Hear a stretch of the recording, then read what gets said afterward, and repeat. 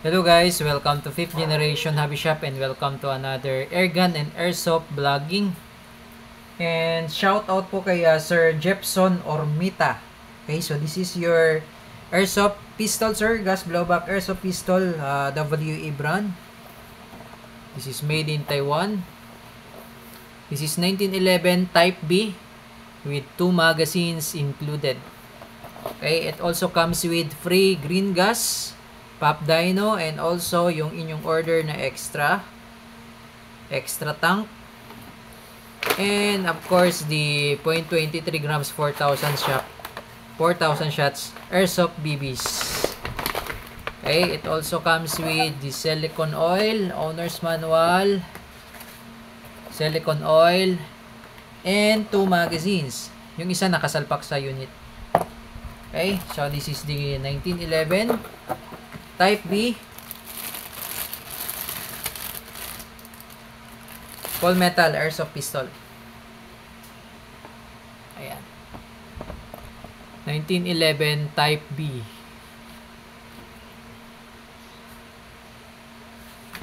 Okay, so pwede siyang lagyan ng flashlight. Ito yung isang magazine nakasalpak. Ayan po. Okay. So, meron siyang serration sa front, serration sa rear. Tapos, ang ganda ng sight niya. Oh, naka-tritium sight with the 3 white dots. Ambidextrous.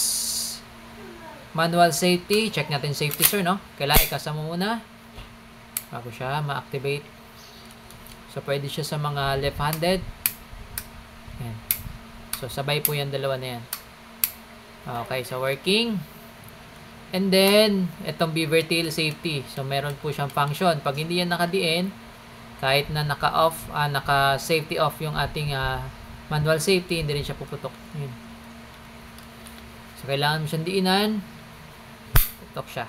So, automatic, pag ginawakan nyo po yung grip, madidiinan po yan. Yung beaver tail safety. Yan. Ang ganda niya rin, oh. Ang ganda ng design. 1911 with the markings on slide.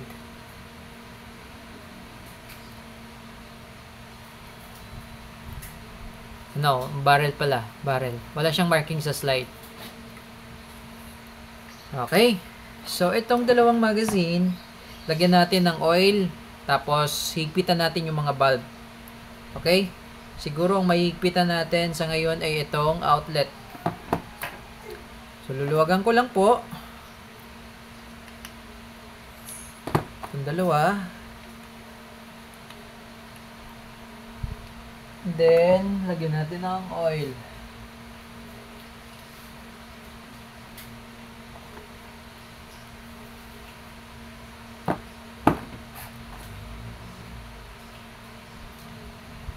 Okay. And then, spread lang natin yung oil hanggang sa mag-absorb yung oil. Then, higpitan ko na po yung valve.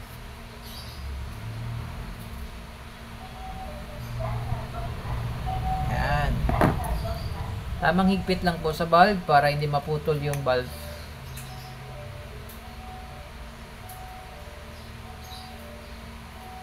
Okay. So, ngayon, load tayo ng BBs. This is a 15 rounder single stock. Okay.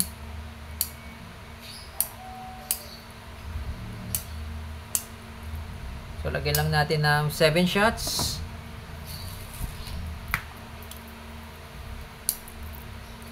So, out of the box, 2 magazine na po yung kasama. Okay? And then, pag-load naman po ng gas, kailangan po upside down. Nakapatiwarik po yung magazine. Tutok nyo lang to doon sa inlet valve. Then, press. 1, 2, 3. 3 segundo lang po. 1, 2, 3. Okay. So, ayan po. Pag malamig po yung magazine, pahinga nyo lang po, no? Hanggang sa normal temperature. Kasi pag malamig po ang magazine, humihina po ang blowback. Okay. So, testing tayo, Sir Jepson. 1911 Type B. So, pwede po siyang lagyan ng flashlight. Pakita ko lang sa inyo yung flashlight. Compatible ba ito sa 1911? Ayan. So, pwede siyang lagyan ng flashlight. Oh.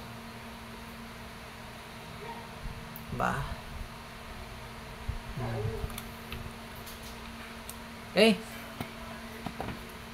Testing. Testingin natin yung dalawang magazine mo, sir.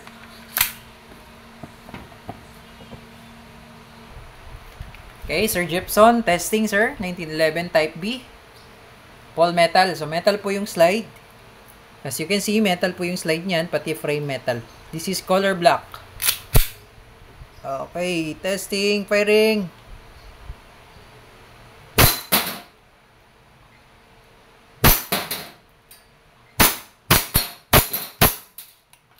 Okay, so open slide. Pag wala na pong bala, nag-open slide po yan. Pero pag malamig po yung magazine, may tendency hindi siya mag-open slide. Kaya po pinapahinga po namin pag malamig na malamig yung magazine. Okay, salpak natin yung isang magazine mo, sir. Firing.